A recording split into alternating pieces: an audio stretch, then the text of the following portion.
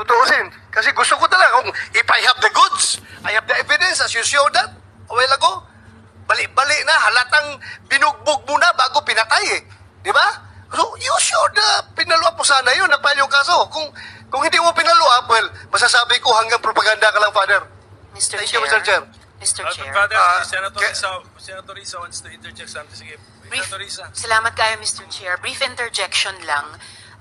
May expression kanina na what's the fuss. I think dahil lahat tayo, lahat around the table, ayaw nga natin na may nangyayaring ganito na may batang nako-crossfire. And a good number of us, ayaw din natin ang buong sitwasyong ito na nagkaroon ng EJ case, nagkaroon ng war on drugs. And secondly, Mr. Chair, for the record, ilang beses na rin nagkaroon ng pagdududa sa motibo ni Father Flavi sa pagharap sa ating komite. I think na he doesn't deserve that dahil pinepresume po ng ating komite na all our resource persons humaharap sa atin in good faith. So kung maaari ko lang i-make of record yan, Mr. Chair, na buong loob akong nananalig sa good faith ni Father Flavi sa pagharap sa atin at pagpresenta nung karanasan at ebidensya na meron ang Project Paghilom. For the record, Mr. Chair. Father, you don't mind being asked these hard questions naman, di ba? No, except that Okay. Answer to the best of your ability. Salamat po. And Mr. Chair, I would like to acknowledge the intervention of Senator Riza. Hindi po uso at hindi po nasa bokabularyo ko ang pagbublot ng katotohanan at pagpapropaganda. Ito po ay ginawa ko sapagkat bago pa magkaroon ng patayan sa nagdaang administrasyon, meron na tayong isang lugar kung saan tinatawag na kalinga. Nagpapaligo, nagpapaaral, at meron pang only rice ang mga homeless. 2015. But when 2016 started and came in, dahil ang pinatay mostly are breadwinners, I was already thinking in advance na ang mga naiwan na pamilya, kapag hindi natulungan dahil breadwinners ang namatay, they will also end up in the streets.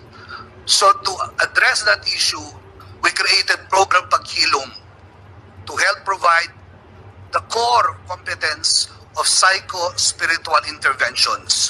Yun po ang hugis ng hustisya na nais namin ipaabot.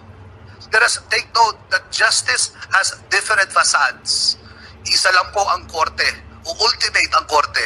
But being able to rise up in the morning para magtrabaho, ang anak kahit kandila, magsulat at mag-aral mabuti, para sa akin, katarungan na po yun.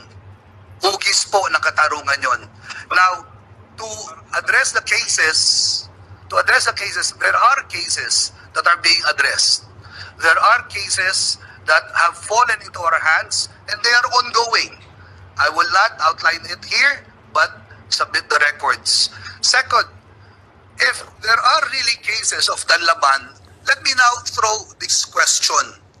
Di ba ho, sa investigasyon, sa crime scene, ang isang pine-preserve po dyan ay yung barel na ginamit. 6,000 po daw ang laban. So dapat merong 6,000 barel with corresponding documents. One way to let the public know that the war on drugs was real and true to its word, let us see the 6,000 handguns. That's a question po. Yeah, Mr. Chair. Salamat po. If I may, Senator Bato. I hope in the next hearing, we can invite the Director of Forensic Service of the PNP para mailatag niya yung whereabouts nitong mga Take note, yes. lahat ng mga ebidensya na recover. And for the record, Mr. Chair, I just would like parating kay Father na I appreciate what you're doing, Father. Thank you for what you're doing. Pasensya ka na kung sinabi ko na kung hindi ka nakapag-file ng kaso, parang you limit yourself to propaganda. But then again, you said na may nakapile kayong kaso. And I encourage you, please, file kayo ng kaso. Kasi kawawa talaga yung namatay. Mag-file kayo ng kaso. I am one with you in seeking for justice to these victims. Pailan nyo na kaso. Salamat ho at madami pong kaso na hinahabla na po. Salamat. Thank you, Father. Salamat, Mr. Chair. Mr. Chair. Before I recognize Senator Risa, can we ask